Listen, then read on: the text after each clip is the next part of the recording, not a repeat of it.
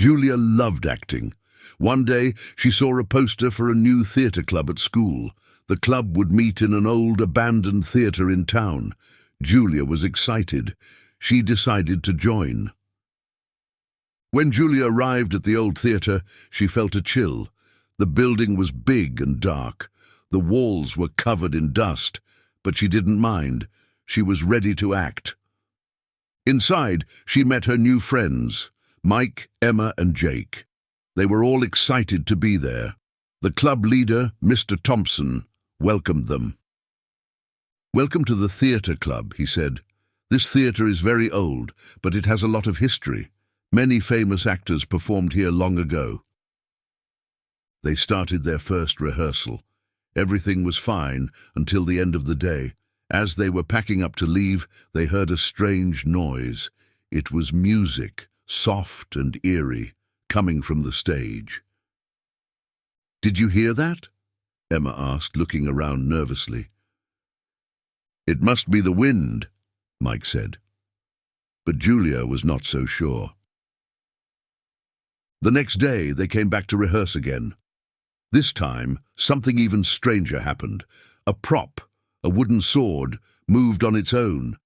It slid across the stage without anyone touching it. "What's going on?" Jake said, his eyes wide with fear. Julia felt scared, but she didn't want to leave. She loved acting too much.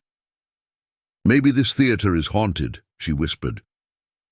Mike laughed. "Ghosts aren't real," he said. But deep down, he looked worried too. They decided to keep rehearsing. But as the days went by, more strange things happened. Costumes disappeared and reappeared in different places.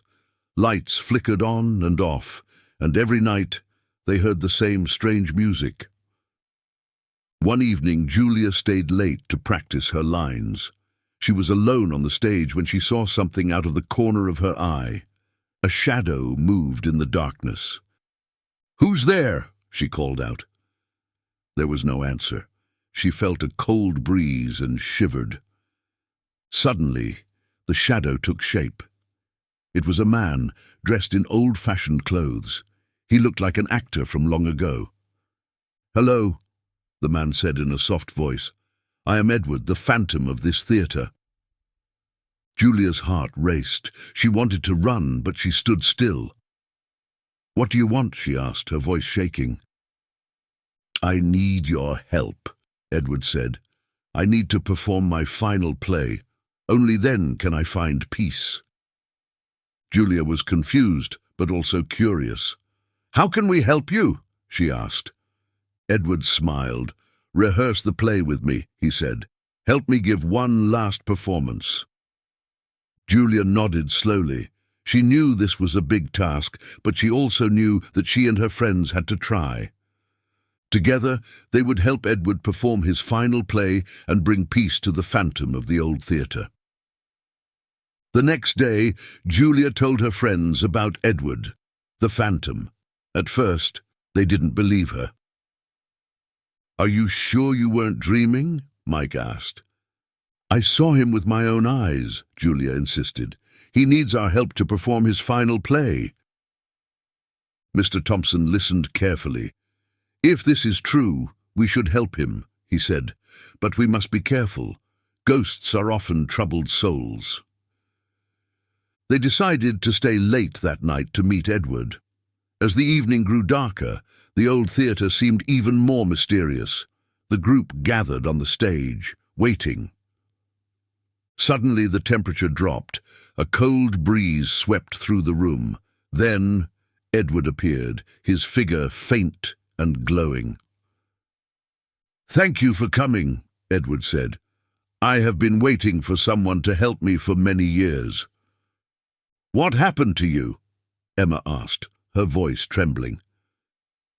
"I was a famous actor," Edward began. "I performed here many times, but during my last play, I fell ill and died before I could finish. My spirit has been trapped here ever since." "What play were you performing?" Jake asked. "It was called The Phantom's Final Act," Edward replied. It was my greatest work, but I never got to complete it. I need to finish it to find peace." "We'll help you," Julia said firmly. Her friends nodded in agreement, even though they were still scared. Edward handed them an old, dusty script. "This is the play," he said. "We need to rehearse and perform it exactly as written." They began to read through the script. It was a beautiful story about love, loss, and redemption. The lines were challenging, but they knew they had to do their best. Over the next few days, they worked hard. Edward guided them, showing them how to bring the characters to life. He was a strict but kind director. Under his guidance, their acting improved. One night, while they were rehearsing, the strange music began to play again. This time, they weren't scared. They knew it was Edward's way of setting the mood for the play.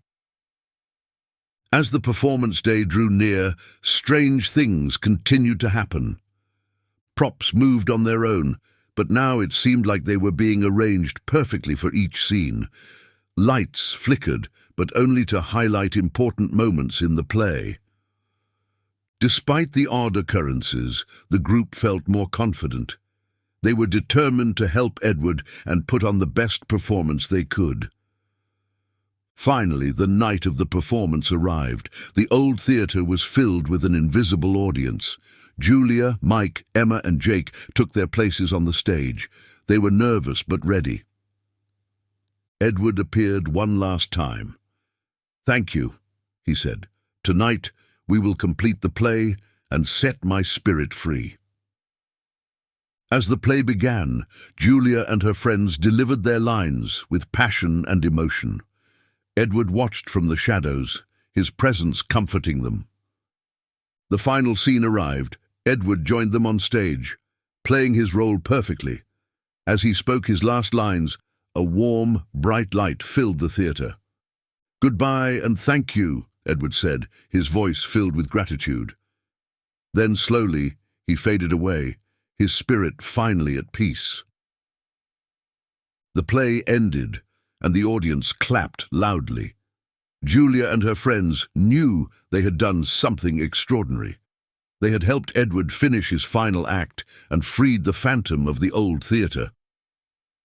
After the final curtain fell, Julia and her friends stood on the empty stage, still feeling the warmth of Edward's farewell.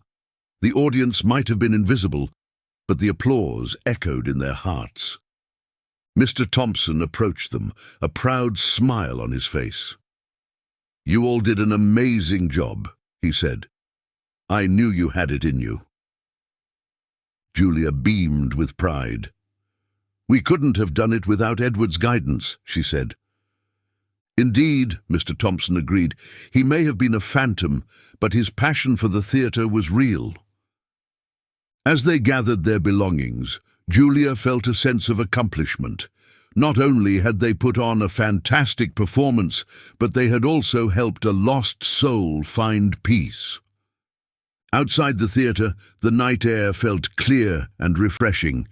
Julia and her friends walked home together, reliving their favorite moments from the play. "Who would have thought we'd end up being ghost whisperers?" Mike joked, breaking the silence. "It's been quite an adventure," Emma said, her eyes shining with excitement. Jake nodded. "Yeah, but I think I've had enough ghostly encounters for a lifetime," he said, making them all laugh. Despite the laughter, Julia knew that their experience in the old theatre had changed them. They had discovered the true magic of acting, the power to bring joy, healing, and closure, even to those who had long departed. The days passed and life returned to normal. But the memory of their time in the old theatre lingered in their minds, a reminder of the extraordinary journey they had shared. One afternoon, as Julia walked past the old theatre, she couldn't help but smile. Though it stood silent and abandoned, she knew that its walls held a story. And as she looked up at the faded marquee, she whispered a silent thank you to Edward, the phantom of the old theatre, for showing them the way.